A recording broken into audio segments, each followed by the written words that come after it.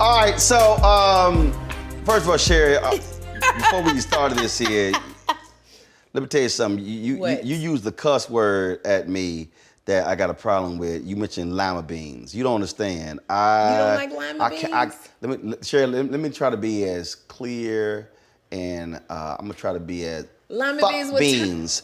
Butter beans with turkey neck? I can't stand. You don't understand. Sherri, you don't understand. What? Right now, I'm having childhood personal trauma. I'm having PTSD. You don't understand. My dad is a damn bean freak. I'm like a bean. Really? No, you don't understand. No, we had a damn pantry. And in the middle of the whole, that pantry, there was like 5 shelves, and it was like a deep. Bags of beans. You don't understand. Bags. No, you don't understand. Bags falling out. Pick at the bean. Yeah. Lima bean, butter bean, pinto beans, red beans. The cans of ranch style beans that we use for chili. Pork beans. You don't understand. I hate beans. Wow. I'm glad I didn't bring you some. My dad is a bean freak. I love your daddy. Hate beans. Oh, man. No, you don't. I started because I made some cabbage with turkey necks, with red onions and chicken, and I made butter beans. And I was thinking about bringing you a plate. So I'm glad, because my feelings would have been hurt if you Sherri, I would have hurt. That's what you would have said. I would have hurt your.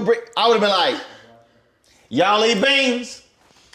Man, y'all would have ate my butter beans. They would have. I ain't. Look, I'm telling you right now. But the star wouldn't have ate my butter beans. I'm telling you right now. It's so good. You don't know. You don't understand. But see, I bet your daddy made it. He just made it. Y'all just eat them beans. Like, I make it with love. I'm a single woman. I didn't learn how to cook. You can have all the love you want to. So it ain't the way to your heart, Roland. You can lay them damn beans on your chest, and I'll be like, sure, ain't them goddamn beans. I don't care. That ain't nothing there without a tram. I give a damn. I ain't give a damn. You can sit here. You can have all the cleavage. It'll be right under your cleavage. And I'll be like, here, get them goddamn beans out of here. I ain't eating them beans. Wow, you don't understand. You don't. Well, I'm glad I know. You don't understand. Will never bring that. Look, you understand. I had flashback. My dad, we also like vegetable week and shit. Like he would. Do you like okra? Yes. Now, look, there's only 3 vegetables I eat. You like okra? You don't understand. There's only 3 vegetables. Oh, hell yeah, I eat okra. First of all, we ate lots of gumbo growing up. Yes. Look, but we did okra with stewed tomatoes over rice, sausage. We made that. So I do. These are the only. And look, and Jackie, no. Look, we don't even. 3? I eat cabbage. Love it. Okra. And I don't eat them soul food restaurant green beans. I eat. The ones that you got to pick and pull apart. I eat the green, right? And but you can only make that in damn olive oil. Where you feel like your name is Beulah. And garlic sauce. Pulling it apart. That's the only. I am not eating that. That's it. You can keep them. You can keep all them other damn. You like collard greens? No, hell no. You don't like collard hell greens? No. What's the return of greens? Hell no. You don't, okay, here's why. No. Hell no. Don't come to me. We could have never been together. No, we could. Your ass is gonna eat this shit yourself. Cause see, I know how to cook. I was baking at 7, cooking at 8. I don't need you to cook for me. I'm good. I don't need you to cook for me. There's only a few things I can do for a man, and making food is one of them. No, I don't need you to do that. Shit, you do the other 3, 4 things. Okay, well that's what I know not to bring. I don't even. You understand? My dad, we would eat all these damn vegetables, and I was sitting there going, man, he not gonna eat this shit. Well, I'm like, this dude and this squash and these. Okay, all them greens you mentioned. This is why I don't like those. Right. So Miss Elkins was our babysitter. Right. Okay, Miss Elkins. She lived on Fidelity Road. We lived in Clinton Park in Houston. They had all that. I hated the smell. Right now, I could be sitting in that back room, and the kitchen was right here, and the sink was over here, and they had one of them like a small dining table with two vinyl chairs over here, and I could see them damn greens in that sink. And the smell, I could smell right now. No, that's chitlins. No, what chitlins? No, you don't understand. They had all, I'm telling you. They was soaking the greens. Here, I can right now see them sitting in the sink. I can see them damn beets on the table. Right. And smell, so the smell. You don't So for me, if I ain't with the smell, it will not be eaten. And I could not stand the smell of all them greens and the beets. And I used to sit there and I'd be like this here. Oh, they're coming all the... Those are the memories growing up for me in Chicago. I can't. I don't eat peanut butter. I hate the smell of peanut butter. Damn peanut butter and jelly. We good. Roland, what is wrong with you? I can't stick. This is just staple food. No. You like chitlins? Hell no. Okay, all right, we agree on that thing. My mama's mom was making some chitlins. I walked to the house. I said, "Oh!" I ran. Yes. No. Yes. I ran. No, you don't understand. I ran out of the house to the street. My dad came like, "What?" I said, "The fuck." Wait, how old was you? 7? No, I was in the funk. The funk. It was the funk. I was like, yo. I hate. We wasn't allowed to run out. If we even did that, we would get a whooping. No. I remember chitlins being little, and every year they would take it out of that big old tub, and it would sit there for seemed like 2 days. And I remember it was all gray, and they used all that hot sauce. I would go, it stinks. And then when I realized it was dead intestines, I'm like, why are we eating this? No. I can't do chitlins to this day. No, hell no. You know, it's a delicacy. They used to sell it at Bloomingdale's over in New York. You could buy chitlins. They stupid. They would ship them out. They stupid. That's what I said. That's never. Dumb. So I am very, okay. So Henry says I'm particular. Yes, you are. With food. No, you picky. No, I'm not picky. I'm specific. All right, well. It's like I hate cold food. I hate cold food. Chicken salad, tuna salad. Hell, cold. okay, no. Now, we fixed tuna. Potato that was cold. salad. I ain't eat that. Macaroni salad. Hell no. Salad. Hell, I eat salad, but if I put eggs or bacon on it, you gotta heat that shit up. You don't more than particular. No, you don't understand. You hey, are Henry, bring me your phone. So Henry been with me since 2009. We in Washington Watch. Yeah. So Henry got a whole list. Henry, bring me your phone and give me the list. Henry got a whole like we'll be sitting around joking. He was like, it's called the list is called shit Roland don't eat. That's the list. Oh my God. Oh no, you don't understand. I can't stand cold ass food. I was at University of California at Berkeley, and all that shit was green, yellow, red. Yes. I was like, y'all got anything brown? Anything? And it was all these pastas and everything. Right. I was like, I said, I know it's a professor's lounge. Y'all got a microwave in here. I got to heat this. I said, I got to heat this shit up. I got to go. Gosh. Oh, I found a microwave. Because I'm telling you, all right. So Henry keeps this list. He calls it the Martin Madness. I don't eat no damn macaroni and cheese. I don't eat no collard greens, peanuts, peanut butter, damn pecan pie. I'm not a fan of cheese. The only reason I eat pizza, because my brother came home. He was a senior, he's a freshman in college. Right. He said, say, dog, you ain't gonna be able to survive college if you don't eat pizza. So I willed myself to eat pizza. And you loved it. He said, all beans. Now, I will do baked beans, but that's only with barbecue. No cold food got to be hot. Pasta, cheese, hell no. Don't put no onions on my hamburgers. I'm gonna cuss your ass out. Oh, no onions. Mexican food, hell no. And damn red apples.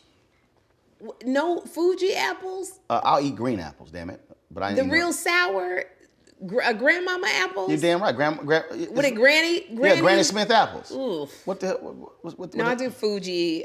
What the hell is Fuji? It's a sweet apple. It's a sweet red apple. Don't bring no damn red Gala apple. apples, red. Don't bring no red apple to me. Oh my God. Don't bring that. That's what they had in the garden of Adam and Edom. Yeah, well, that's why Eve lost her damn mind. And she had left some of that stuff alone. Red apple? See, that damn red apple, everything would have been fine. Had the green if apple. they had a granny apple. Anybody trying to get a granny apple in the garden of Eden?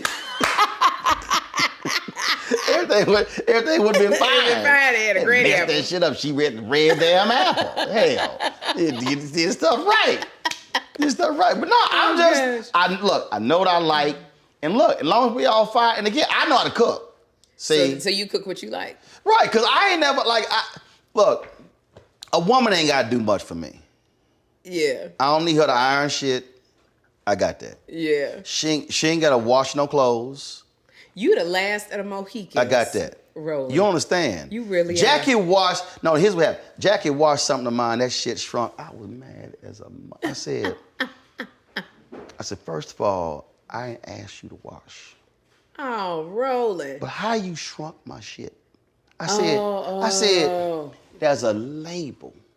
Just say dry clean. It's a label. I'm like, all you got to do, and she was like, look, I wash all my stuff. She don't even be paying attention to all that. I was like, look, she's like, this was Jack. She said, you got too many special clothes. Yeah, I'm beginning to agree with Jackie. She call it special clothes. Yeah. Cause it's like, okay, so my linen, this is gonna be dry clean. Yeah. Okay. I got my African outfits, I got my formal outfits, I got my golf shorts. Look, my golf shorts, Hager, wash them warm. Not cold, not hot, warm. Don't dry that shit high. Dry it low. That's why I'm like, so. Roland, you so big. I mean, but I understand you don't want your stuff to shrink. You don't want to be wearing no Daisy Dukes. So we sat here. I remember we at our house in Dallas. It's probably second year, first year marriage, and she washed some shorts of mine. I was like, yo! Then I went, woosah. I said, this is not worth an argument. I said, listen, because I got piles. I've got whites. Yeah. Warm. Yeah. Whites. Yeah. Cold. I've got mid colors, gold is warm. I've got dark, cold, warm. I said, if you feel a need, if you have this urge for some reason to wash my stuff, I just want you to pick up one item in that specific pile and look at that label, and whatever is on that label, that pile is how they need to be washed. And then your stuff never got washed again, huh? No, I said, and if you don't want, so Jackie ain't washed my clothes. Well, I wouldn't either with all those requirements. But it's fine though, cause here's the deal though. Yeah. She washed her stuff. You wash your stuff. I wash my stuff. You the most self-sufficient husband I Everybody ever good. Like she. Before I came out here, she's like, you done washing? So I can do my wash. She said, no, you ain't done washing. I don't want to get in your way because you about to leave out of town. She's like, I can have my washing. You're going to be gone 10 days. But, so, like, seriously, she does not, she don't even go to dry cleaners. So you do all of that? I go to dry cleaners. I've never met a man like you, Roland. You're particular and you're wonderful at the same time. Hey, we just get see, we don't even do all that. You got a lot of requirements, yet you have none. Yes, that's why I said, look, I'm low maintenance. She's like, no, you're not low maintenance. I said, no, I'm low maintenance. I said, you ain't got to. I don't need you to do. You low maintenance if I just leave you alone. Yes.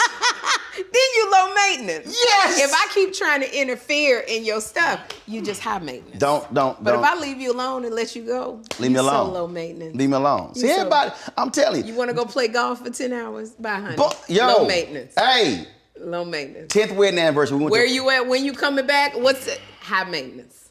I'm getting it. Sustained.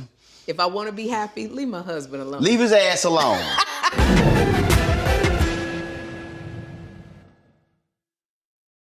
When you talk about blackness and what happens in black culture, we're about covering these things that matter to us, speaking to our issues and concerns. This is a genuine people-powered movement. There's a lot of stuff that we're not getting. You get it, and you spread the word. We wish to plead our own cause. Too long have others spoken for us. We cannot tell our own story if we can't pay for it. This is about covering us. Invest in black-owned media. Your dollars matter. We don't have to keep asking them to cover our stuff. So please support us in what we do, folks. We want to hit 2,000 people, $50 this month, raise $100,000. We're behind 100,000, so we want to hit that. Y'all money makes this possible. Checks and money orders go to P.O. Box 57196, Washington, D.C. 20037-0196. The Cash App is $RM Unfiltered. PayPal is R Martin Unfiltered. Venmo is RM Unfiltered. Zelle is Roland at RolandSMartin.com. Pull up a chair, take your seat. The Black Tape with me, Dr. Greg Carr, here on the Black Star Network. Every week, we'll take a deeper dive into the world we're living in. Join the conversation only on the Black Star Network.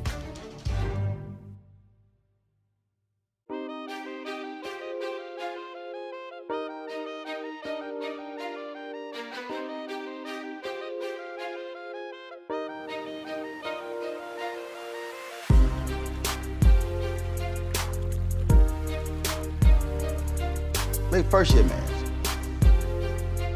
Phone ring. I'm like, yeah, what's up? She's like, hey, I want to go get this.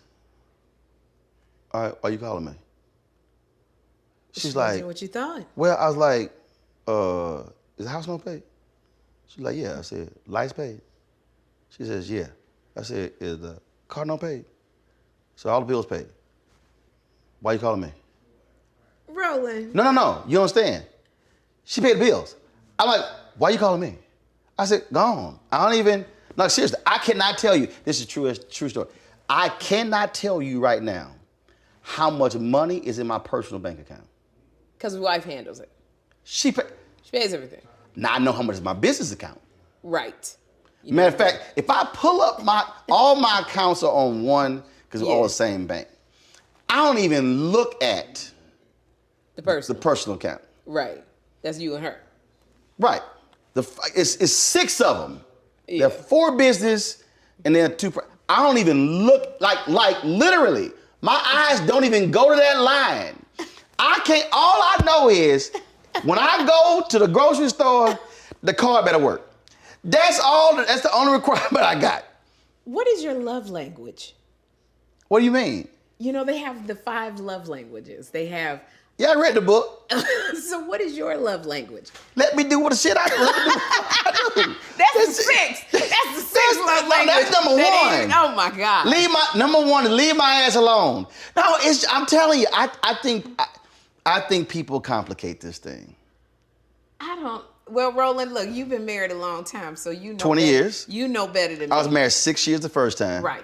Got divorced, married 20 years. And I'm telling you, I really look, I'm listening my a lot. My parents been married 54 years. Okay. Was that how it was? No, ain't how they were. No, they totally different. They totally different. Okay. And I'm just a firm. I'm telling you, I think people. Here's the deal. I think most people don't know who they are. Yes, I agree. So they've never done a self-assessment. Who am I? Yeah. Really no. I'm talking about that really deep, personal, hardcore.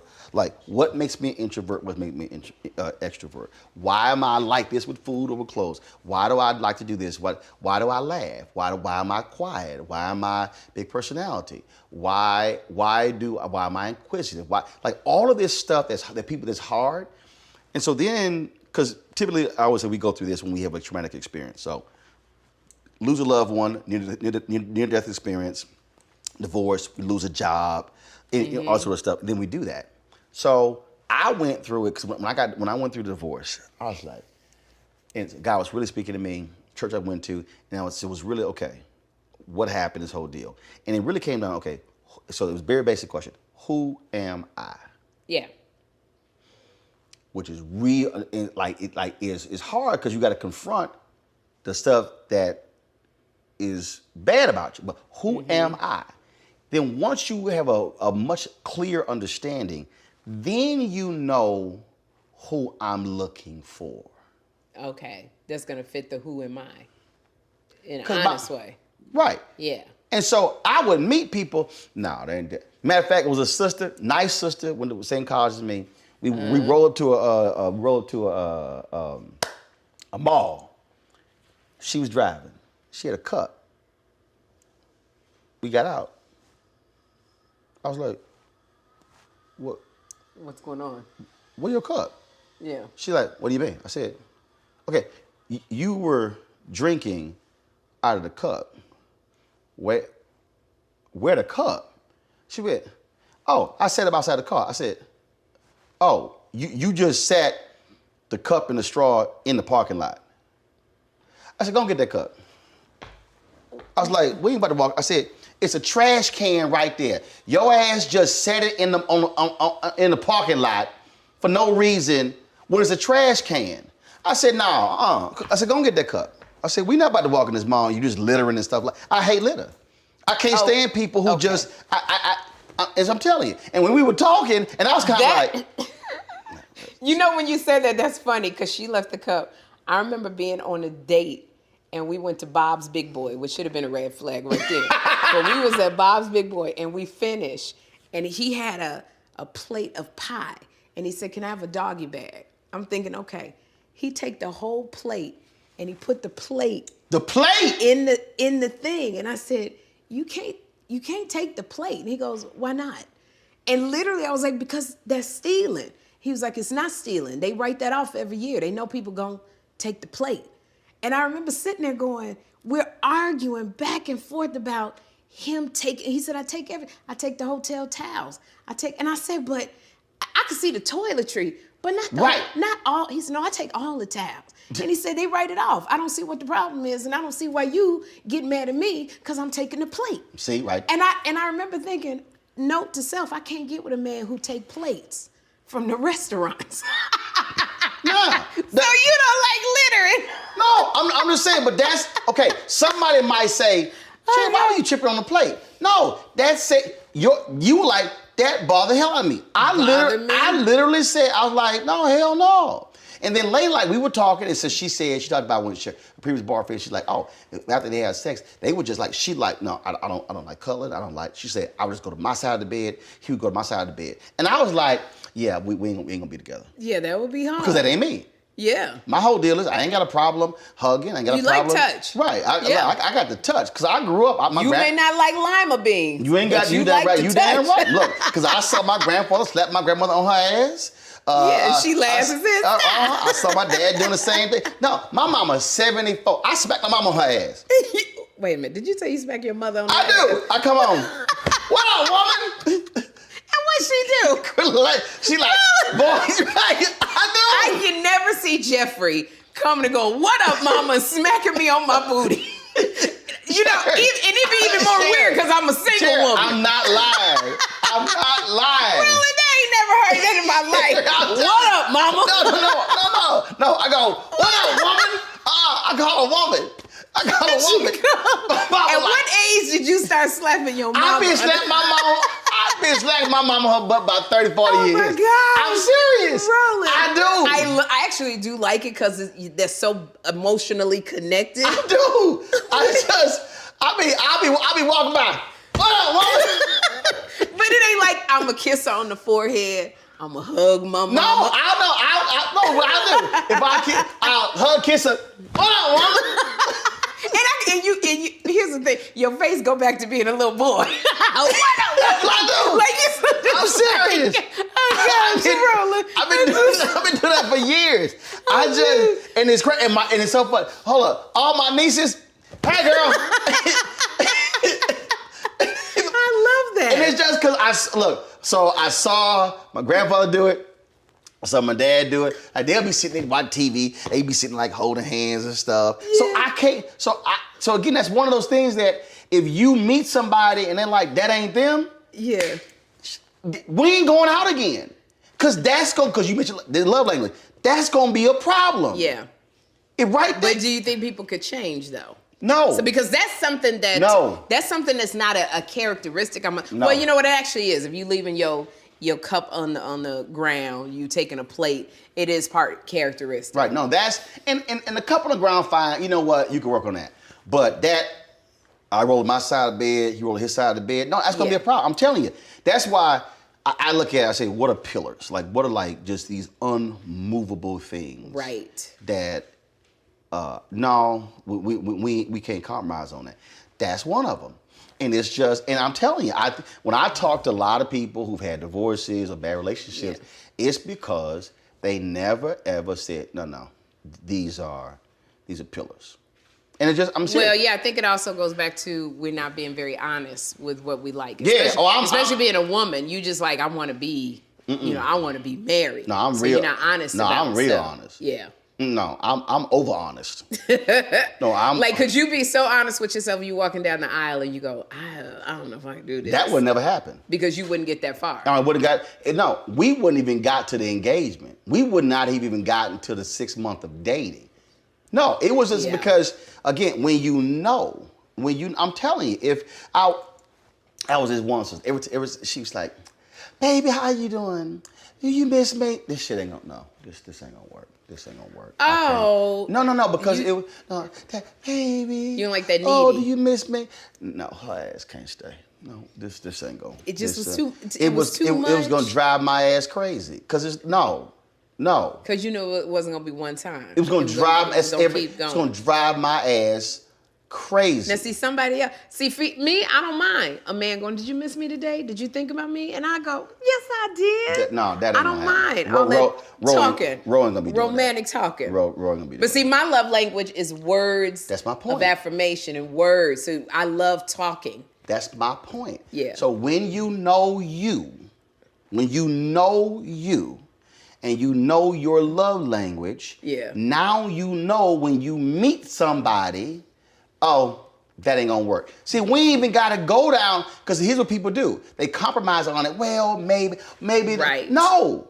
I said pillars. There are things that you say, no, I need that. There's no way I could be with a woman who does not like hugging and being affectionate. Yes. Would not. I'm And telling apparently slapped on the ass. Got, What? Oh no, you got to slap on the ass. Or is that only reserved for your mama? No, Jackie would get mad. They be like, why you hit me? I was like, you gonna get smacked on the ass. I'm just letting you know. Like, but you got hit so hard. Yes, you got to hear it. You got to hear it. Oh gosh. Oh, I would. That's a sore Jackie booty. turn around. She be like, I'm gonna hit you. I was like, go ahead, man. I don't care. I'm like, you gonna get smacked on the ass. If you gonna be here, Oh gosh. you get smacked on the ass. You getting smacked on the ass. I don't care. You know what I'm gonna do to Jackie when I see her? I'm gonna go, what up? And she gonna be like, your ass been sitting the top of the road. Oh, Oh, she. I was Oh no, she know. Oh, shoot. I'm gonna smack on her ass. gosh. I don't care. Yeah. She don't like it. Guess what? Oh, you man. get smacked on the ass. I think I like the honesty. I think that women, we are into. A lot of women say, "Well, we can change. We can." And now being here after 2 divorces, I go, "You can't change." No. anybody. You are who you are. You are who you are. Yeah. And it's like, and that's fine. Yeah. Your ass just not gonna be with me. Absolutely. And it's okay that they go and I before younger, I was like, no, we gotta be together 24/7. We gotta wear a red t-shirt that say I'm his, he mine. Oh hell no! That's that Pete repeat shit. That's what growing up. I don't know where the phrase the Bopsy twins came from, but that's the phrase where you look like the Bopsy twins. Yes. I don't know what the Bopsy twins. You gotta is. have like the hell matching no. stuff No, on. do you understand? There have been numerous times she's gotten dressed, I've gotten dressed, and we walk out and get no conversation. Ain't like I looked at her outfit, same color. Shit, I'm changing. We ain't Not even the same color scheme. We ain't changing. No, hell my no. goodness. We ain't changing. No. I said we changing. I'm like, either you about to change or I'm about to change. But we ain't wearing the same It's so colors. cute. No, we are not. I ain't with the t-shirts no more. I used to think No. that I saw a couple, and I'll never forget, you remember how, like, when you say you're young and something stuck in your mind? I remember being one time at Great America Six Flags, and there was a white couple in front, and he had his hand down in her shorts, and she had her hands down in his booty. And I thought that, in my 20s, that's what I want to do with my guy. I want to put my hands down in his shorts, Now, I'm fine and I with want that. his hands in my... I'm fine with that. Now I don't want your hand down in my butt. I'm fine with that. I mean, I ain't got a problem with that. I mean, that's... I ain't gonna dismiss that. I'm cool. Cause sometimes you got might be a stiff wind that day. You got to hold on. That's why I couldn't be with a flat ass woman. I mean, you got to be able. Need a little something to hold something on. got to be cuffed. Something got to be. There has to be a hook to.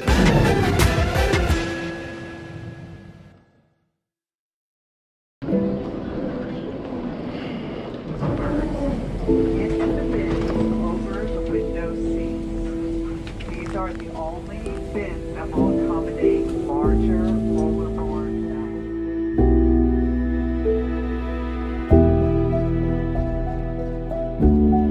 They put 10 in here? 10, and you don't come out till you die. And you eat him, you poop him. Oh my God. So what?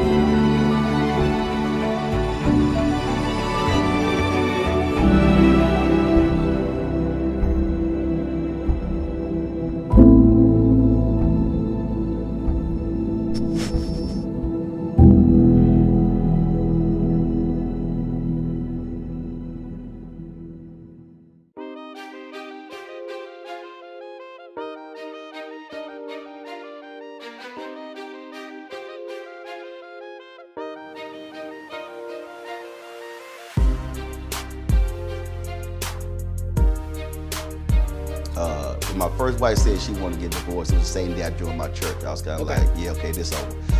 Okay. And so that was like March. That was like March of '99. I only been in Houston a month. She wanted to get divorced. Fine, okay, month. So I'm going to my disciples training class. I was one of the folks, when the time for walk down the aisle decision counselor. Yes. I was one of them. So all of a sudden, I hear, Mr. Martin, I need to speak to you. I turn around, I was like, oh, shit. Her ass won't. Because a couple weeks earlier, I come to church. She said a little late. I disagree. First of all, preacher ain't started preaching yet. I was on time. Okay. So rest of that stuff, that's preliminary. That's like going to a football game. And you mean all of the worship, the whole worship? Yeah, that's like warming up before the game. That's okay? you entering in the presence. No. I'm in the presence when he stand up and she stand up about to preach. So I roll up there, and so it was a woman named Jackie who I grew up with when I was Catholic, and so they were standing next to each other. So Jackie, let me introduce you to Reverend Jackie Hood. She says, I said, man, let me go over here and get me a seat. She's like, well, if you got here on time, you would have had a seat. That's what Reverend Jackie That's Hood what Jackie said. And I went, yeah, okay, whatever. And see, I was like, whatever. And see, you gotta understand, like we had this like large church. I don't sit in the back. No matter what time I get there. Yeah. If there's a seat that's open on the front row, You want it. Roland walking his ass to the front row. So you walking by and the usher be like, right here. I'd be like, like, so it's now mind you, long out, it's like 6 ushers. They all pointing like to say, Right like just to move, I don't sit in the back. Okay? Me and Rosa, I don't sit in the back. Okay. It's not gonna happen. You're not a backsitter. No, it ain't gonna happen. All right. Ain't gonna happen. So Submission ain't in your vocabulary. it ain't gonna happen. Oh, I break rules. Okay. Well, I break, All right. You's a damn. rule breaker. Oh, there are rules? That's who you are. Oh, there are rules? Okay. Oh, order off the menu? Okay, whatever. No, it ain't gonna happen. So she said, I need to speak. She said, I need to speak to you. I was like, oh, the ass won't. So she had, remember them white ass little cheerleader type tennis shoes? Yes. The little white ass? Yes. Oh, I couldn't stand her. She had like some khaki pants. I was like, oh shit, what she want? This is Reverend Jackie Yeah, Hood. she come on in, get head gray hair, her glass. Oh, what her ass want? Okay, fine. Okay, all right. So she's like, well, I was talking to Pastor West, and I needed something edited, and he said, you were the best person in the church you could do that. I was like, yeah, that's true. Because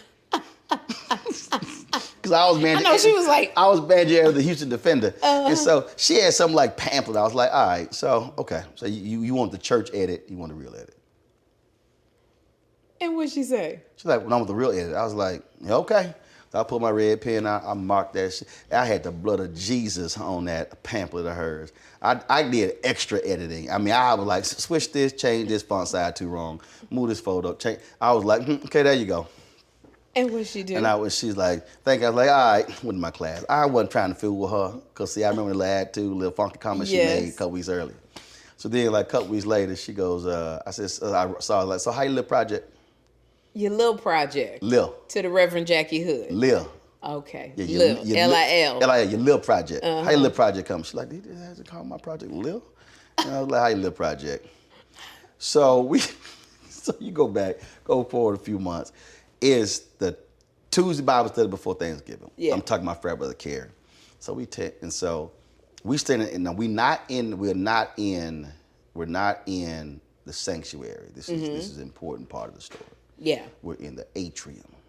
Okay. We're in the building. Right. But we're not in the sanctuary. Right. This is an important distinction. Okay. So I'm talking. So we were having a singles party that weekend. Remember, I've already gone through divorce. Yeah. And so she was down there with this other woman. They were going over where they gonna play stuff. And Carrie was talking, and I was like, you know what? Jack got a nice ass on her. She had a pair of black pants on, because before she had that preacher robe. Right, I mean, she had the robe on, you couldn't see tell. nothing. Yeah. So I was like, and Carrie's like, yeah. I was like, nah. So then the group was supposed to go out to eat after church, and then so folks dropped off, and so like she needed gas. We pulled in the gas station. So I got up on the gas. That wasn't a big ass deal to me. I mean, Right. that's just how I was raised. So she was all impressed. Man, it wasn't a big deal to me. So we go to the dinner. If folks drop off, we're just two of us. We there about 5-6 hours.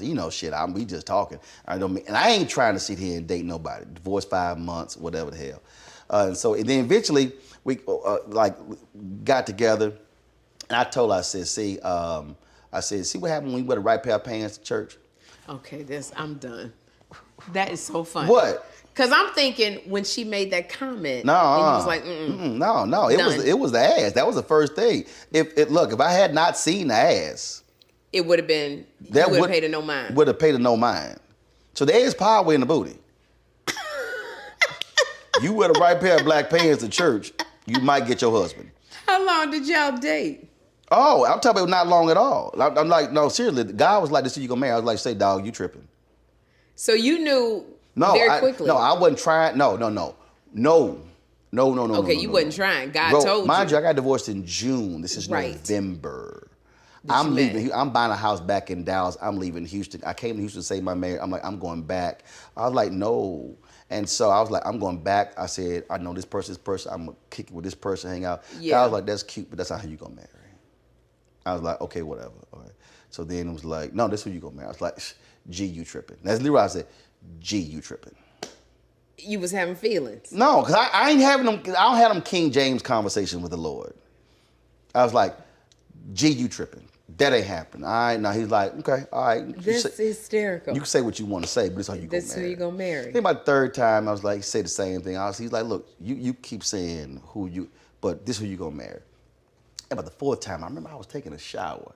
I was like, I heard, this is who you're going to marry. I was like, all right, G, stop tripping. Fine, I got you. Really? Okay, like, chill. This is me like, in the shower. Chill, okay. All right. Like, all right, okay. Like, I get it. So, I go to her, I was like, no, look, all right. God has said we're supposed to be getting married. But I need to reconcile this. So we ain't gonna have no conversations for about a year about getting married. Cause again, I just got divorced. I was like, yeah, and she had a fiance who passed away. I was like, yeah, we ain't about to sit here I said, so we gonna hold that thing off about a year. So don't even bring it up. Mm-hmm. Just don't even talk about it. So she's fine with it. And then next year we at my parents' house and I grew up with a family that caters. My grandmother catering business. I was like, all right. I said, can y'all call y'all church, find a date in April? Really? Yeah, I never proposed. What made Jackie say, okay, this is who I want? That's what I'd be curious to find out. Well, he'll call her. I don't know. Now, okay, I'm gonna have to call Jackie because I'm very, very curious. No, because you are really a handful, Roland. I'm not. Yeah, you are.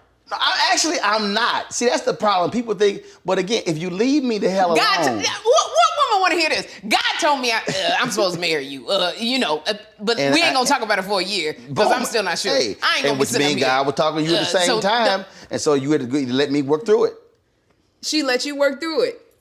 And then she's rewarded with, we all catered. Y'all pick out the thing. We pick out the date for the church. You gonna be there? I ain't give her a ring till the day before the wedding. Oh my God. It wasn't all that drama. That's why God said. It wasn't all that drama. And she had a fiance here passed away. Are you romantic? Oh yeah, I'm romantic. Yeah. You are romantic. Yeah. Oh hell yeah. What do you do that's romantic? Well, first of all, you say, what do you do that's romantic? What are your actions that say you're romantic? Oh no, it's just say you're romantic. No, it's natural love and affection. It's if we do things together. First of all, I'm a hell of a masseuse. So let's just go ahead and be real. Okay, so you do you can do a great. Oh hell yes. You work them hands. Oh hell yes. Okay. Yeah, I got a whole Kama Sutra kit. Home kit, travel kit. All right. Multiple oils. Now, do you say, this is what I'm going to do, or you just do it? I just do it. I ain't got to sit here and send no email. Shit. You just, no, the kit sit right next to the damn, No. You got mango, you got raspberry, you got chocolate, you got original, you got all of it. You got cool mint, you got the honey dust powder with the feather. All of that. You got all that. Oh, no, got skills. Ain't no baby oil. Oh, okay. Yeah, you get what to get on. There ain't no baby oil. Yeah. No. It's the full. Then they got a Kama Sutra travel kit. I did not know. It's like a little box, little small bottle. You can put that in your toiletries kit. So boom, when you hit the road, boom, you're good. Okay, I didn't know this. Yeah, absolutely. Maybe I'll put it in my, that little treasure chest for when I do get married. That's all I'm saying. It'll be already there. That's all I'm saying. So no, I am. But I'm telling you, I go back to where people screw up is they don't understand who is this person. Right. But before that, who am I?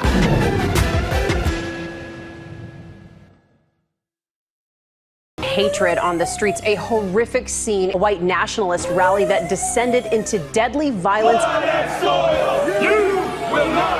White people are losing their damn minds. So now pro-Trump mob storms the U.S. Capitol. We've seen shootings. We're about to see the rise of what I call white minority resistance. We have seen white folks in this country who simply cannot tolerate black folks voting. I think what we're seeing is the inevitable result of violent denial. This is part of American history. Every time that people of color have made progress, whether real or symbolic, there has been what Carol Anderson at Emory University calls white rage as a backlash. This is the rise of the Proud Boys and the Boogaloo Boys. America, there's going to be more of this. Here's all the Proud Boys, guys. This country is getting increasingly racist in its behaviors and its attitudes because of the fear of white people. The fear that they're taking our jobs, they're taking our resources, they're taking our women. This is white fear.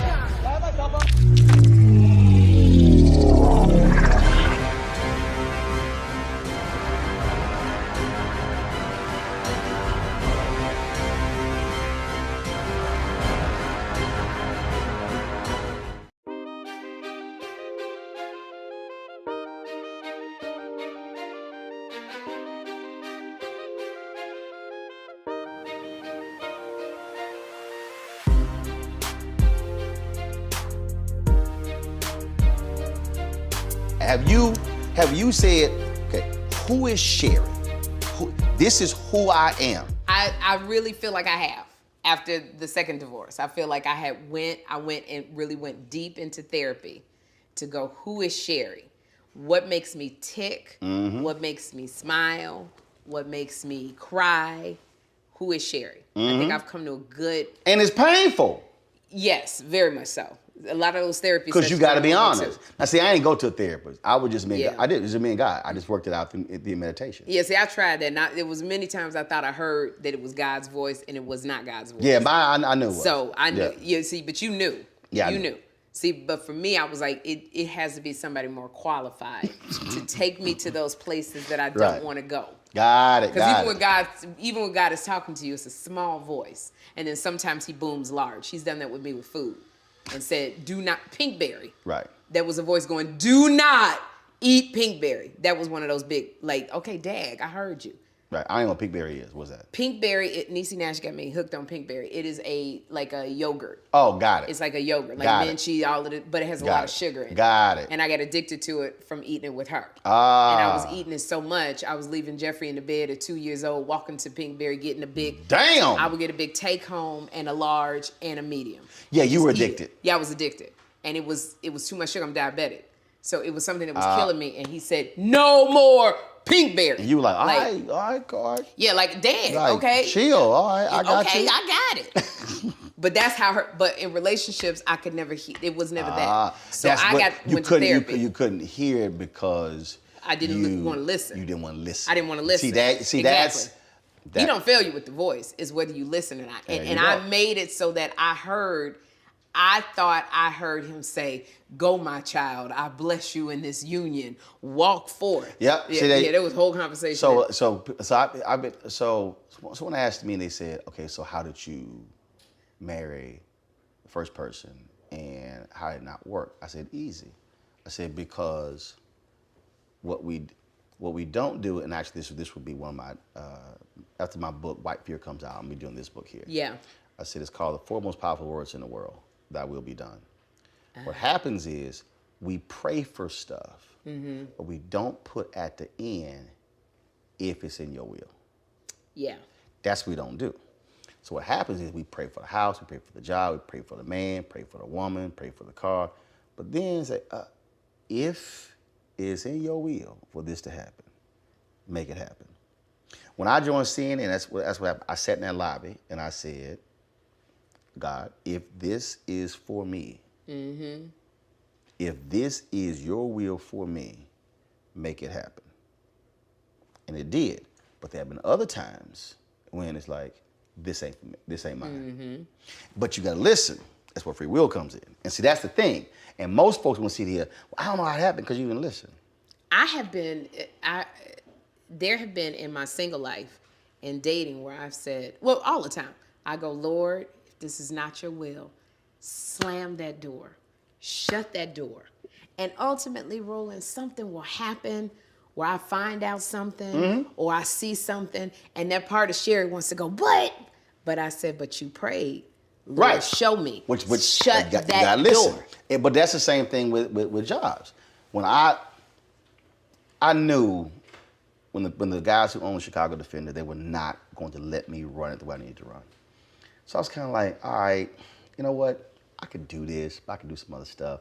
I could do a consulting deal. So I'm going through this whole deal. God says, I will not open a single door for you until you publicly announce that you're leaving. Ooh. I couldn't decide internally. He said, no. You have to publicly announce that you are leaving. Now, mind you, this is like October. My contract's not up until March. Right. Like, not a single door will open. And I did. I gave it to the newspaper, let it out. Literally the next day. A phone call, then another phone call. Then so none and these people who already knew. Right. None of these things were happening while I was in this. Well, I could do this, I could do it. It's time to go. And that's the thing. So when you understand the power of it, and that where we, and then people say, well, how you know that was God? Like, cause on the other side, like when I got divorced, he told me to leave everything. Oh, and just walk away. He said, you can take that, you take that. He said, leave everything. He said, what I have for you is far greater than that. He said, but I'm gonna take you lower than you. And I said, oh, we ain't got to. I ain't signed off all that. We ain't got to go lower. And I did. I lost a whole lot. He said, leave everything. He said, because that cannot be mixed with what I have. Man, my lawyer, I have frat brothers, my brother, everybody like, are you out your mind? Spud Wells, my homeboy. I went to his house in Dallas. We played golf, and I fasted and prayed for 4 days. Golf is always involved in it. I was like, I remember being in one of his bedroom. I was like, I'm gonna trust you on this one. I said, cause see, Ro wanna break her ass in half. Ro wanna. So and people like, how you know? I was like, oh, I know what Roland wanted to do. That wasn't Ro's choice. Ro's choice was to break that ass in half. And you know. I left in flames. You know it was me. I know what I wanted to do. But that's the thing and so when you talk about, like, same thing. So when you are coming across assignments, and have there things that come up where you said, and you thought about it, you prayed on it, and said, no. And people were like, shit, what you doing? Nope. No. Yeah, there have been jobs that I didn't take because I just knew it was not for me, or it was more of a gut feeling. It just was so, I wanted to say yes because it was money. Right. It was more recognition, but everything in me was like, and I didn't feel comfortable, and I knew that was God, and I said no. But then there were times, I remember being with The View when they said, we want to extend your contract. And I knew God said, it's time to move. It's time to go. And everybody was saying, Sherri, you got a great job. You're making all of this money. And I said, no, it's time. And they said, you ain't going to be able to, you've been away from Hollywood. And I said, it's time to go. And when I didn't, that's when I realized I was about to go through this divorce, and it was going to be expensive. It was going to be a lot. And I said, I'm going to stay. I said, I'm going to stay for a couple of years, so you make this money. See, go ahead. I'm going to make this money, and then I'll get out, Lord. So I'm do a compromise. I'm going to do what you say, but I'm going to do it on my thing. And he went, really? He went really. And you know when he went really? They said that we were heavy in contract negotiations. And they came, my manager called, she said, they're not going to renew your contract. And I went, hey, so wait, what? Just yesterday, they was offering me more money. She said, they just decided not to renew your contract. And I remember sitting in front of the mirror at The View, and I went, what happened? And it was very clear. God said, I told you it was time to go. So if I got to push you out, and I remember I was very calm. I was looking in the mirror just like this, while I could hear this voice inside my head going, I told you it was time to go. You gonna go. Right. Oh. And I said, but Lord, I got this going on and that going on. And I could just hear laughter. Like, what you think I just got here yesterday? Like, really? Didn't nobody tell me, Sherri, what about the... What is the angel? Who is the angel that's supposed to have put the note in? And he said, do you trust me? And I said, not really, just a little bit. This is just all I need. And that's also being honest though. And that's all, I mean, when I said, he said, gonna take you lower. You get divorced,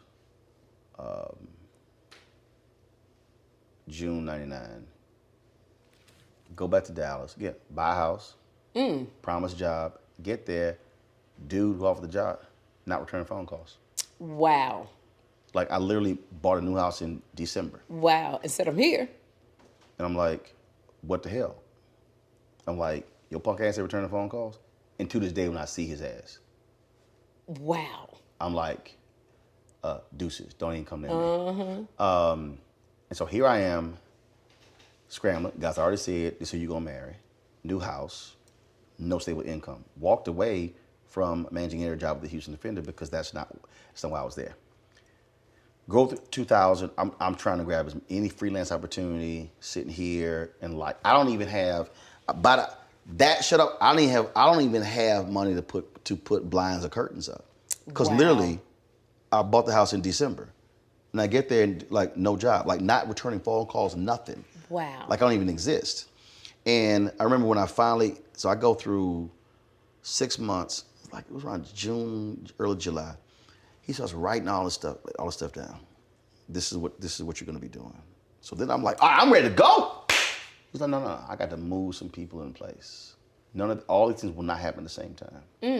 And then literally I get a call to produce an election special for a cable network. It was $10,000 a month. Yo, that was like, that was it. And I'm in LA, Democratic National Convention. Night Al Gore accepts his nomination president, appendix ruptures.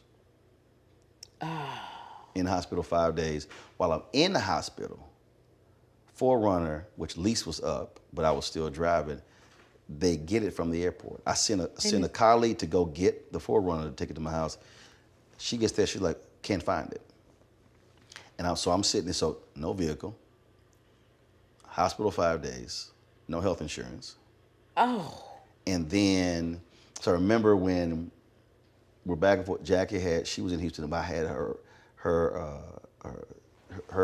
SUV. I'm about to drive it to Houston, transmission goes out. And so now I gotta get home.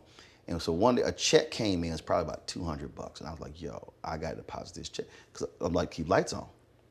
Called several friends of mine, nobody was available to take me to the bank. So I had to walk to the bank. Now this is Texas, it's August. Oh my goodness. It's hot. Yes. And you talking about, I'm walking 6-7 miles one way. So now it's 14 miles.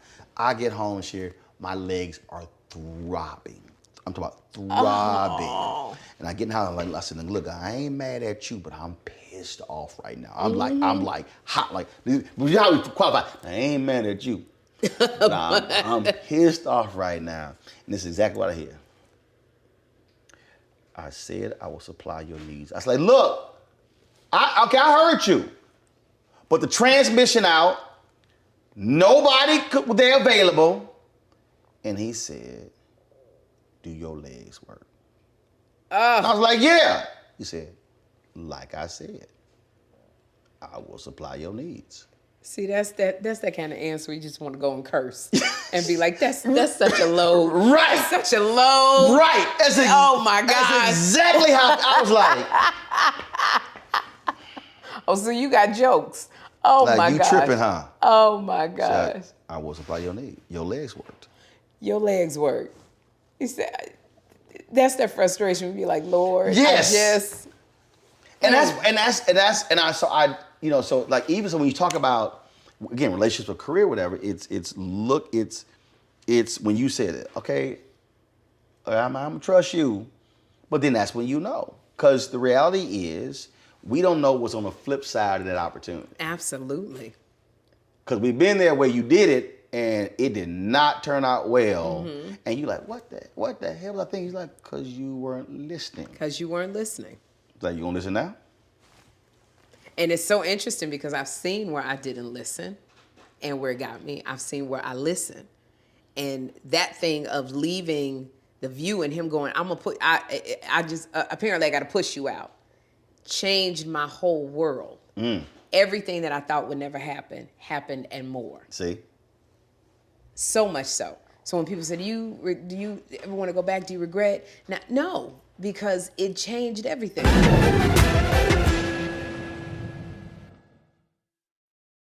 When you talk about blackness and what happens in black culture, we're about covering these things that matter to us, speaking to our issues and concerns. This is a genuine people-powered movement. There's a lot of stuff that we're not getting. You get it, and you spread the word. We wish to plead our own cause.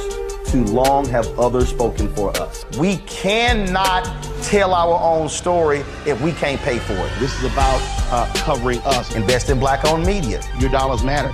We don't have to keep asking them to cover our stuff. So please support us in what we do, folks. We want to hit 2,000 people, $50 this month, raise $100,000. We're behind 100,000, so we want to hit that. Y'all money makes this possible. Checks and money orders go to P.O. Box 57196, Washington, D.C. 20037-0196. The Cash App is $RM Unfiltered. PayPal is R Martin Unfiltered. Venmo is RM Unfiltered. Zelle is Roland at RolandSMartin.com.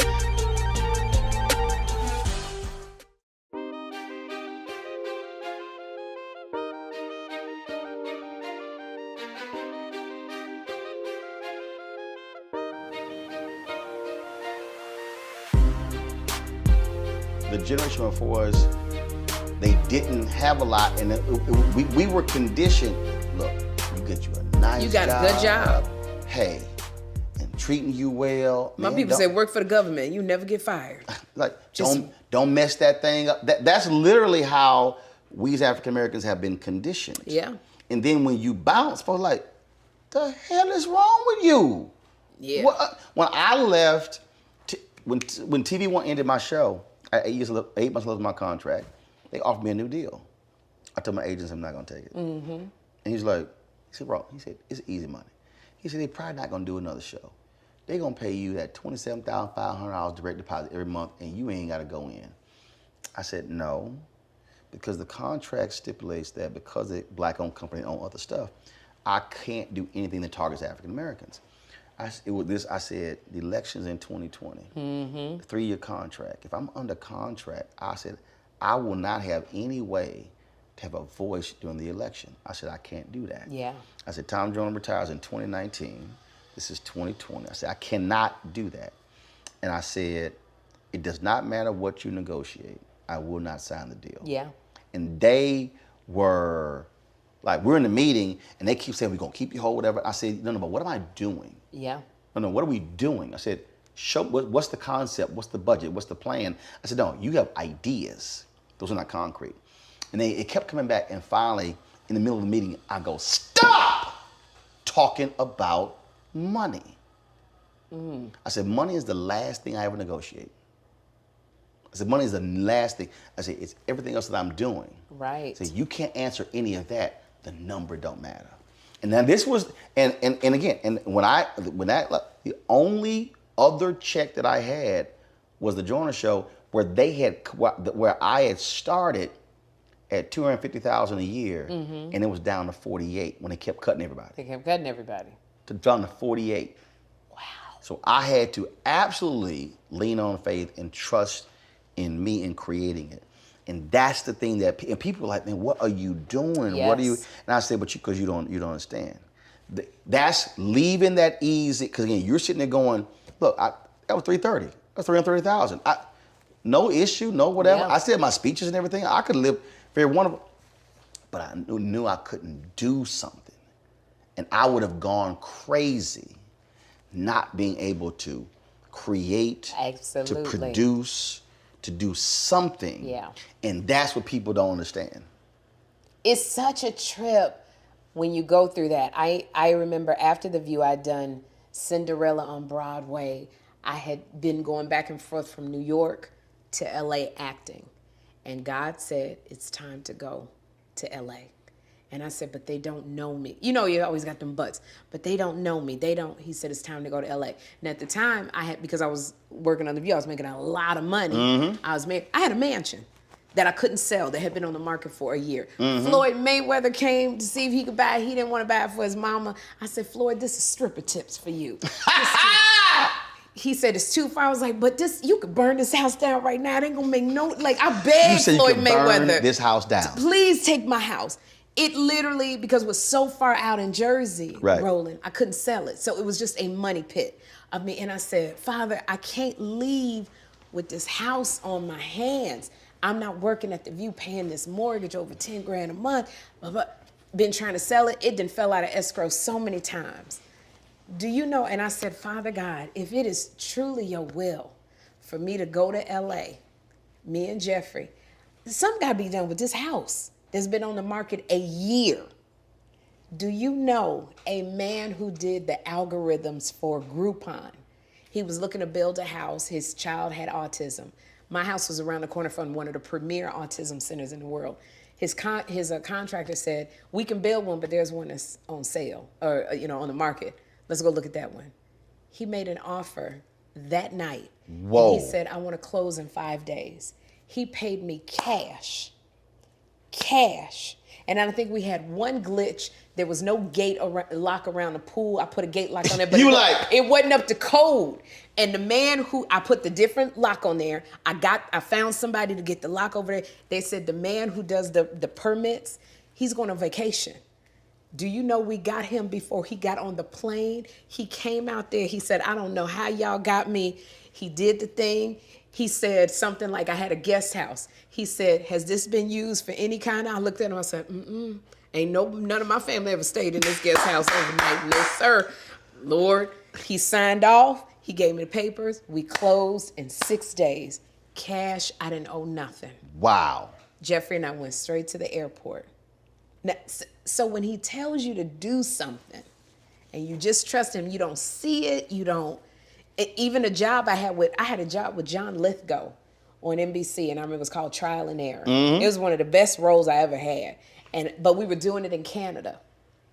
And I said, I gotta be with Jeffrey. And God said, you gotta be with Jeffrey. It's time. And I remember when I called those people and said, I'm not coming back. And they offered me more money. Then they got mad at me and they said, this is the best role that's ever been written for you. You can win an Emmy if we come back. And I said, I know. And they said, you'll never have another role written like this for you. And I said, well, but you first assignment, you also never have another Jeffrey. I'll never have another Jeffrey. I said, creatively, yes, but my first assignment is Jeffrey. And I'm out here in Canada, only coming home on the weekends. I can't do it. Right. And everything, all my friends said, Sherri, you're walking away from this, you're working with it. And I said, but I just got to trust because he said, go. And do you know, I left. Everybody else signed an extension. Show ended up not coming back. They got knocked out of pilot season because they signed an extension with this show. I got a letter 2 weeks later. I saw Gabriel Iglesias somewhere. I got a letter going, Gabriel saw you. We got a show. He wants you to play the principal in this show. Roland, it was right around the corner. 8 minutes to get there. I could drop Jeffrey off.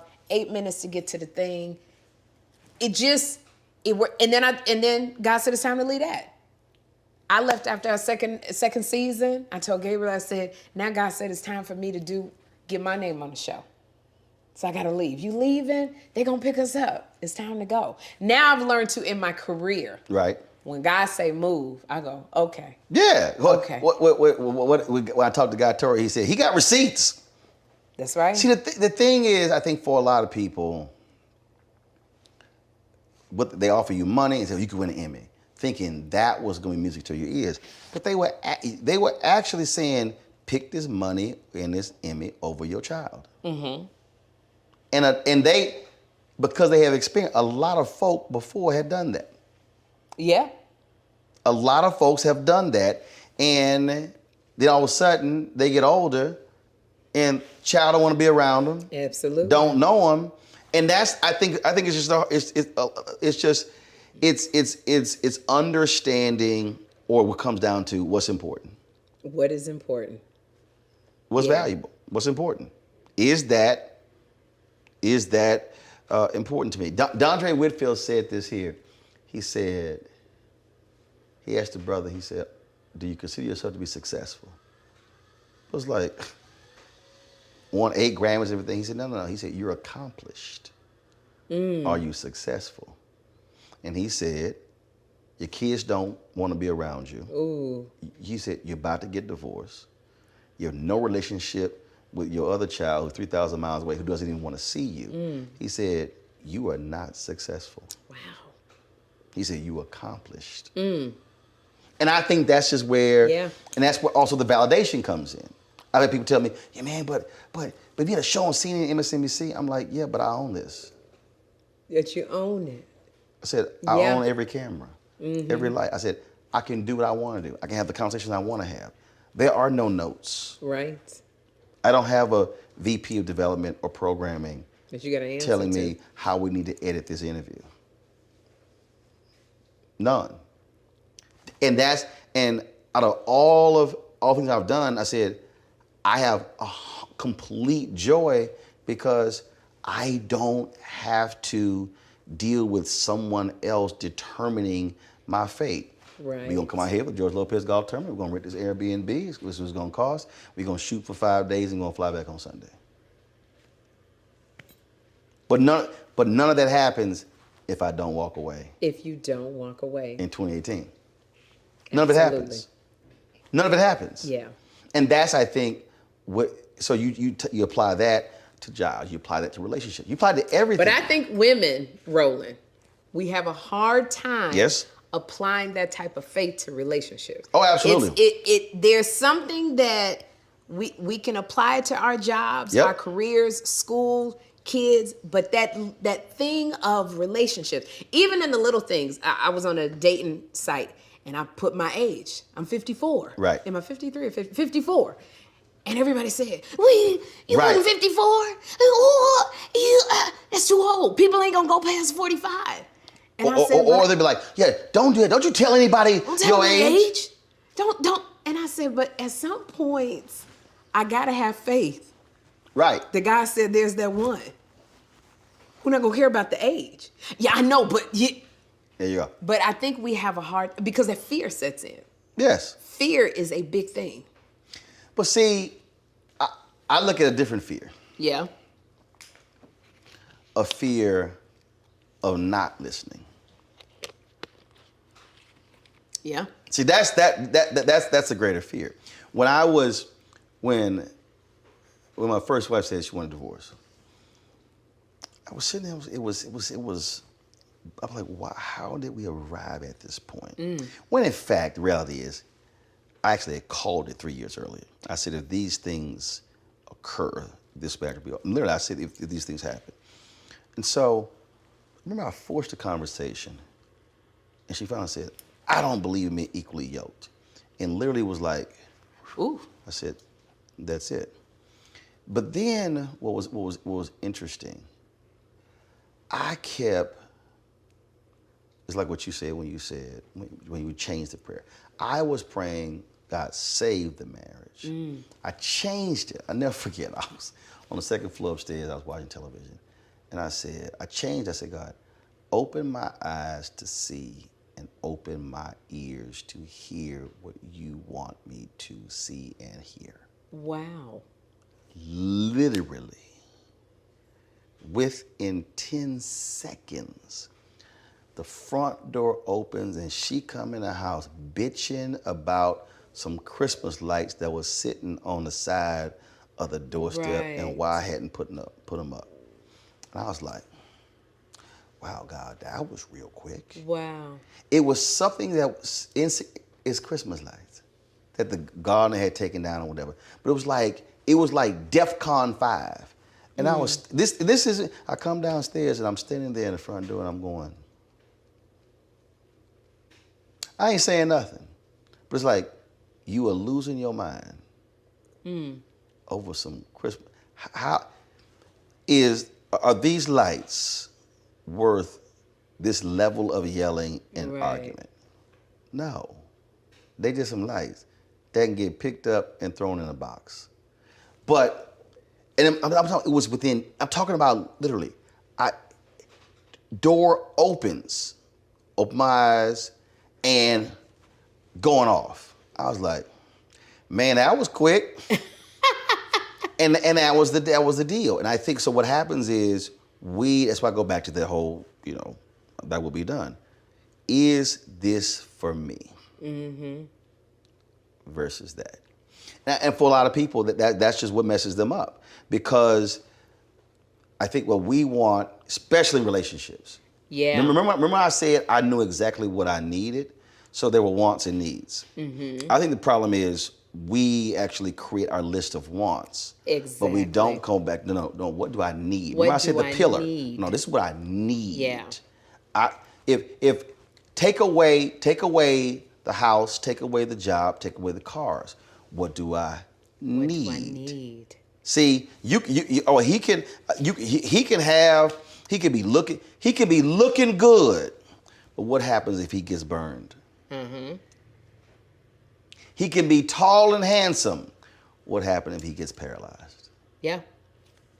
See, we go through, and I think that's what messes people up because they don't want to confront. No, you've chosen all of these. I actually hit some brothers and sisters with this one here. I said, we were at this conference, and they were talking about how their mother and father and their relationships, they would go on and on and on and on. So the next day we had a part, we were talking about their list. I said, brothers, could your mama make your list? Ooh. Sisters, could your daddy make your list? Ooh. Slayed the room. Silence. Because it forced them to say, y'all got all this other stuff. Your daddy, who you talked about, special, whatever, your daddy couldn't make your list. Maybe something wrong with your list. Yeah. And that's the thing. So absolutely as we get older, I think also we look up, it was a bunch of bullshit I was focused on. Because it is. You know, it's so funny because I think we as women, we're afraid to say, give me what I need, or if it's your will, sometimes because what we want is this, and we're afraid that you're gonna go, that's not what I'm gonna give you. Right. I'm gonna give you this. But I literally have a girlfriend who was on all the dating sites. Beautiful, beautiful, beautiful. She wanted a high earning, he had to make this amount of money. Boom. She threw in, because she said, well, God say put what you want. Right. He had to have a plane. Boom. He had to have what? Yeah, she wanted him to have a plane. She wanted him to have she wanted to have. 2 years later, Roland, we were talking. She said, you know what? I just want a man that's kind. She done went and dated, went on all of these high profile dating sites. Boom. And she said, I just want a man that's kind. Boom. And I said, or do you have to have a plane? She said, girl, we can take Delta. It had changed so much. But I know some people, sisters, who would say, well, she's lowering her standards. No, I actually said no. She's actually elevated her standards. Because again, what we've defined, what we do, again, and I'm applying this to job, career, and relationship. Yeah. It's the validation part. It's, I want this person to have all of this and look like this to see what they gonna say. Yes. So just like the job. God told me, man, when you gonna get you a real show? That's why I'm on TV one show. I said, well, I'm on TV 2 hours a day, 5 days a week. No. He said, no, I know you're a TV one show. He said, but I mean a real show. Like CNN or MSNBC. I said, well, you do know we shoot my show in NBC News Channel. Mm-hmm. That when Brian Williams comes to DC, he sits in the same chair I sit in. Right. Because it's in the same studio. Same cameras, same walls, same set, same control room. Mm-hmm. I said, but you don't think it's a real show. And so, for many of us, it's sort of like, I got to get that Oscar. I got to get that Emmy. Okay, but why? What? It's that validation. It's what people will think. There you go. When you can let all of that stuff go. When there are some absolutely amazing actors. Yes. Who ain't never won. Do you realize the first award that Frankie Beverly Mays ever got was a Trumpet Award? It boggles my mind that Frankie Beverly and Mays have never won a Grammy. No. A nothing. No. A performed at a but yet they sell out everywhere they go. And one of the few groups that will force your wardrobe change. No, seriously. I told somebody, think about this here. We love the Commodores, we love Earth, Wind and Fire, we love the OJs, we can name all these groups. Is there any other group that will, I gotta put my white on. I gotta wear my white. That's what I'm saying. What I'm saying is, but the thing is, for years, I'm talking about for years, I was hitting this thing. I would see Deborah Lee, I'm like, when y'all go on? I said, and I told Deborah, Deborah, do you understand? They've never won an award. She's like, are you serious? I was like, no, they never won an award. BT Awards finally honored them years later, but they had never been acknowledged. I was there. I was one of the presenters. Oh, wow. They got the Trumpet Award. It was the first award they had ever received. But you can recite every daggone Frankie Beverly Maze That's song. what I'm saying. So if Frankie Beverly and Maze defined their career by the awards versus the love and the adoration of their fan base. When I interviewed Frankie, he started crying just talking about the whole concept that I put together this special was, this is a basic question, what is it about Frankie Beverly and Maze that we love? So I had all these different people answering that question. And when we did the special, he saw it, and he said, man, my girl, he said, my woman Pam Moore, who's TV anchor in San Francisco, she made dinner, she invited me over. He said, we sat down and watched it. He said, man, she had to stop it a few minutes in. He said, because I was just crying. Wow. Because it was they were talking about what the music means. And so it was all these different definitions of it. But that's the same thing. They've never won a Do you know that's one of my deal breakers? If you don't know 3 songs that Frankie Beverly Maze then made, we can't be together. If you ain't been to one Frankie Beverly Maze concert, if I say, that's just one of my things, if we're dating and I go, I want to go, you better be listening. Right. I love Frankie Beverly Maze. That better be in there that I'm taking Sherri to see Frankie Beverly Maze. And you better have on your white linen. You better. That's what I'm saying. But it is.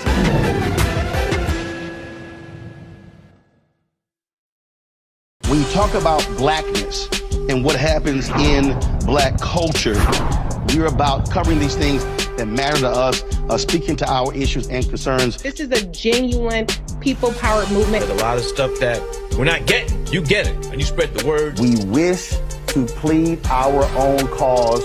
Too long have others spoken for us. We cannot tell our own story if we can't pay for it. This is about covering us. Invest in black-owned media. Your dollars matter. We don't have to keep asking them to cover our stuff. So please support us in what we do, folks. We want to hit 2,000 people, $50 this month, raise $100,000. We're behind 100,000, so we want to hit that. Y'all money makes this possible. Check some money orders. Go to P.O. Box 57196, Washington, D.C. 20037-0196. The Cash App is $RM Unfiltered. PayPal is R Martin Unfiltered. Venmo is RM Unfiltered. Zelle is Roland at RolandSMartin.com.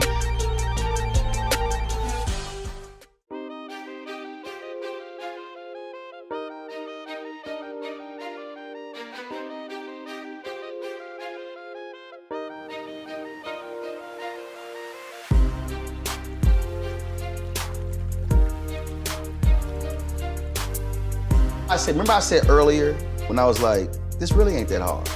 Yeah. It's not that hard. It's a trip. The relationship piece is not actually complex.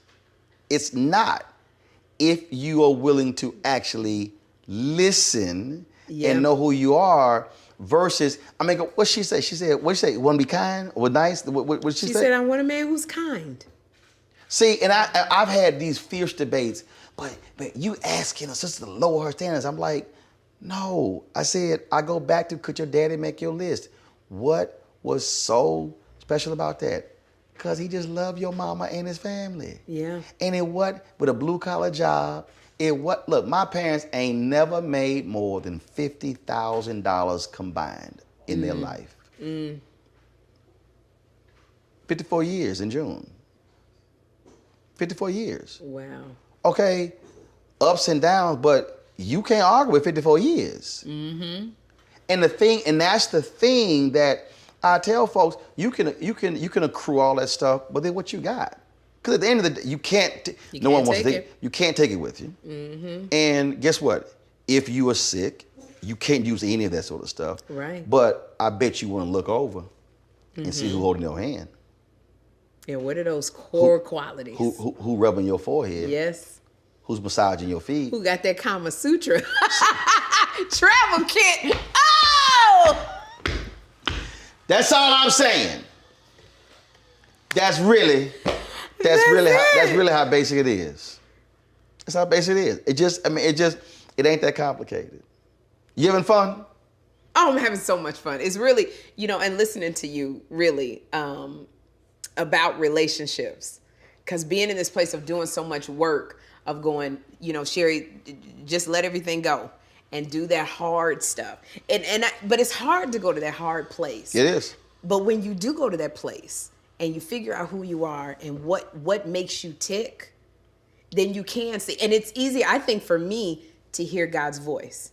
There was one that I kind of was seeing, and he was calling. I said, Lord, if this ain't it, I need you to shut this door because I don't have the strength on myself, because he got all of the stuff that the world loves. See, there you go. All of the stuff. And I said, so you got to, and I remember I went to the concert. He was somebody big, and I went, Roland, when I tell you, I said, God, you got to show me.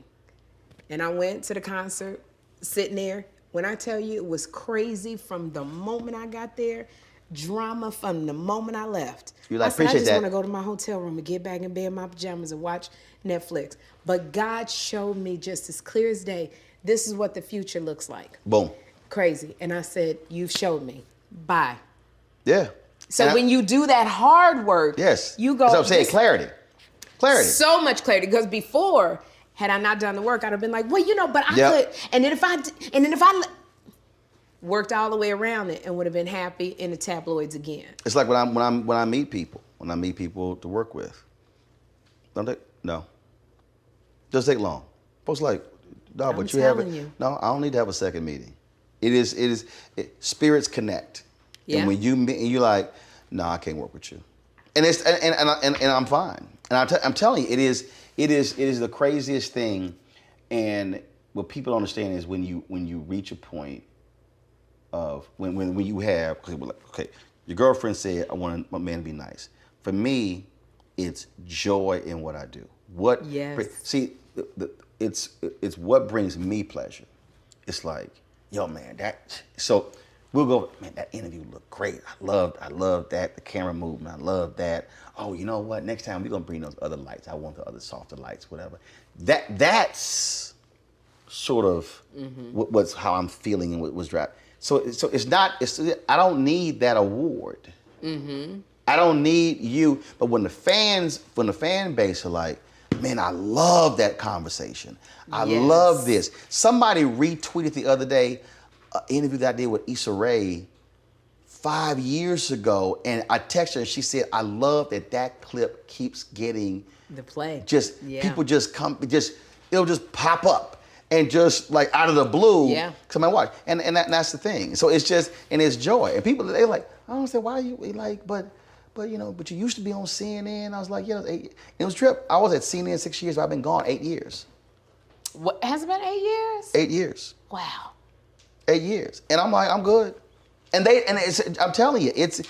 I'm sure you still get it. Oh, I wish you were on The View. Mm-hmm, all the time. And not understanding. And they don't get it when I go, no, I'm not. I'm good. Right. Yeah. And they think, oh, you just saying that. It's like, no. Really. I'm good. Mm-hmm. Good. Because again, their expectations, I think, are different. I got to ask you this here. You, in terms of doing what you do, being in comedy, has it changed for women, or is it still a male-driven, dominated genre? It's changed a little bit, but I think if you come to see me at most of the comedy clubs I do in LA, it might be me and another woman and 10 male comics. Sometimes I'm the only one on the bill. If you come see me at the Laugh Factory Friday, I think I'm the only one on the bill. I think there's a lot of things that are still the same. I think we still have a big fight females. I love seeing more females in the game, and I love how more females are making their way other than the traditional stand-up. You got the Jess Hilariouses, the B. Simones, who are using the internet and social media to make their pathway with comedy. I love watching women do sketches on Instagram and TikTok. So I think we've had to go through the back door and through the window, because it still is very hard, Roland, to get spots at these comedy clubs being a woman. It still is very hard to get the respect. I always tell women when they get in the game, don't sleep with none of the comics. Be funny.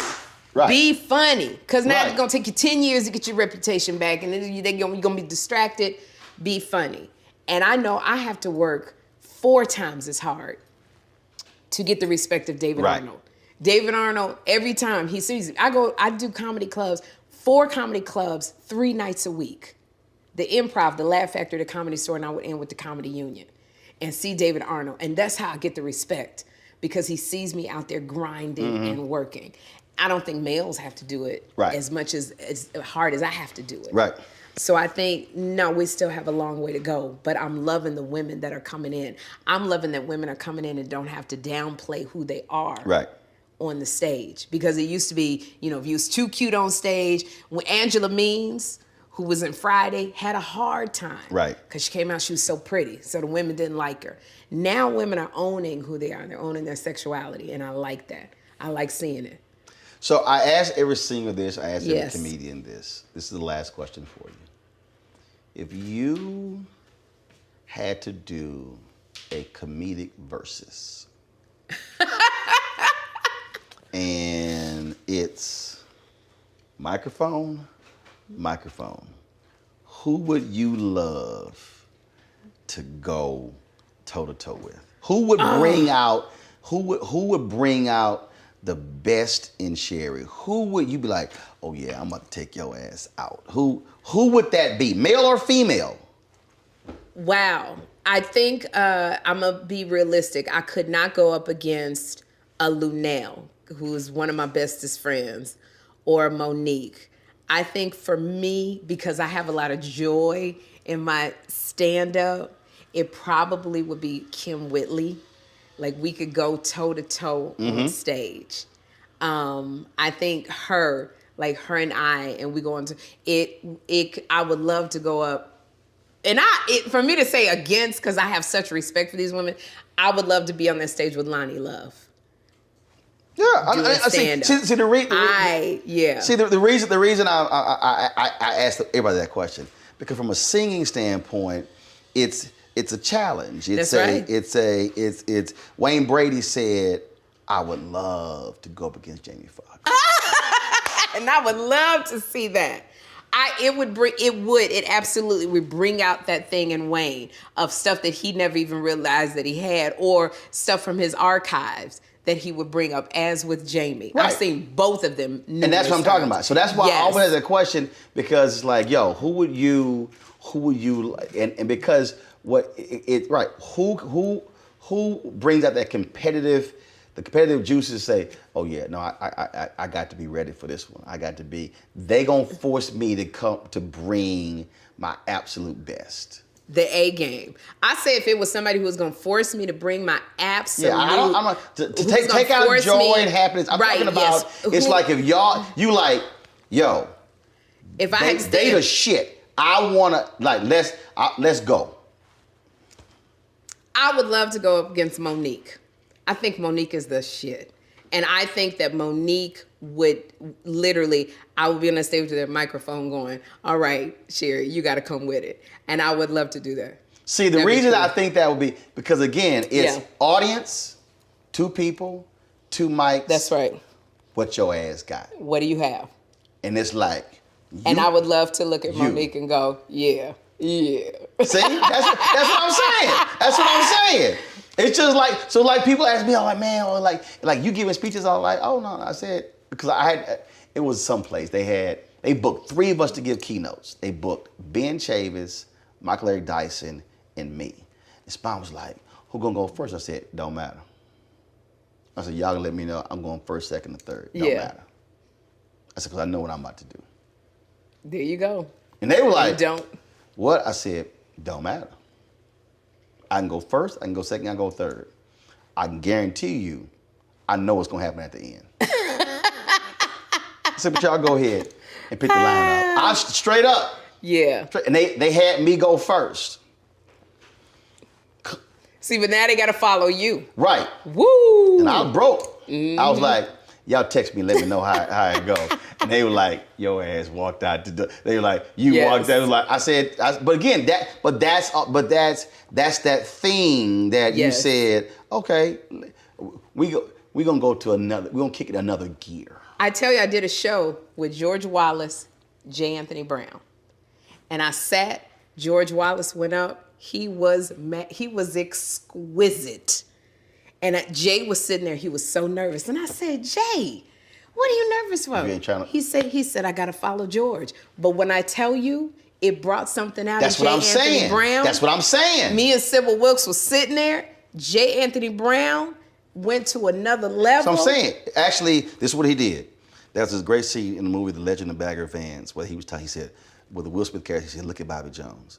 He said, he's looking at the field. So Bobby's talking, whatever, but when he's time to focus the shot, all of a sudden, he had all the people in the fairway, and they all disappeared. Yeah. And then the fairway got narrower.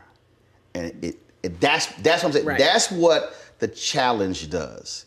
It focuses you. You're like, I'm gonna go up here and chip. No, I can't play. I got to sit here, and I got to bring this thing. And that would be, I think that would be audience. That's right. 2 mics. Yes. Y'all go at it.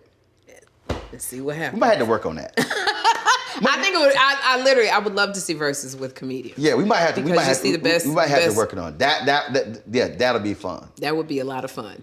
Oh, it's good to see you, baby. I loved it. See, you know how we do. How we have conversation. Just like, you never know where you're going to meander, where you're going to go. Well, no, Jake, like, all right, we'll figure out we're going to talk about something. Yeah. Talk about something. But hold on, what's the deal? You stopped eating the pink berry. I've been looking at all your Instagram posts and everything and showing your little body and, now you done went back deep in the closet, pulled some shit out you had that I ain't never worn. Right. Oh my God. All the stuff that you bought that you had. That I've been having for years. I think this thing may still have a tag in the back of it. Stuff that I done had. I'm telling you, look, intermittent fasting, keto. I gave up dairy. I had no sugar 3 years. No soda. It's been 9 years. No soda. Wow. Pork, very limited amounts. But it's all the stuff that I know I just don't need. Right. Because what it has, and this is another thing that God said.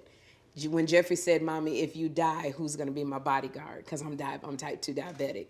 And God specifically said to me, that is not my will for you. My will is for you to be alive and healthy with this boy who has special needs. And he said, so that's not my will. So what are you going to do? You have the choice. And that was a choice that I made. And it has now he's 16. He don't want to be with me all the time.